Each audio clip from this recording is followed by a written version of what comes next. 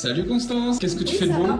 Eh ben, je m'occupe de mon élevage de Drosophila Suzuki. C'est une petite mouche du fruit qui pique principalement la cerise et aussi d'autres petits fruits rouges. C'est une grosse problématique. Du coup, on s'occupe de la Suzuki pour pouvoir trouver une solution pour lutter contre. Vas-y, explique-moi. Alors, ici, on a les adultes. C'est une petite mouche. Elle est reconnaissable grâce au mâle.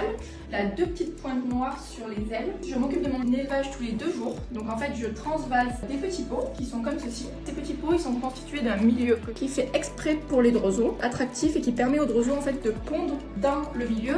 On met aussi de l'agar-agar, de la farine, du sucre. Donc, c'est vraiment un milieu nutritif qui est optimal pour elles. On place ces petits pots avec les adultes. Ça, je le fais tous les 2 jours. Donc une fois que j'ai ces petits pots, on estime que des drosos ont pondu. Vous voyez, on a le cycle juste ici. Donc entre 8 et 10 jours, les drosos vont émerger. Elles passent par différents stades, notamment larves et pupes.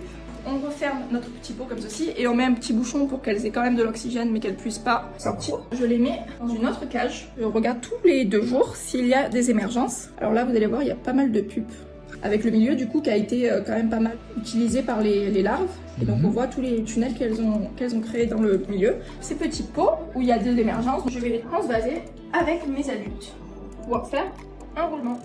Et voilà, je réalise cette manœuvre tous les 2 jours pour être sûr d'avoir assez d'adultes pour mes expérimentations. Et puis on peut également faire les tests sur les larves et les œufs et les pupes puisqu'on en a aussi à disposition.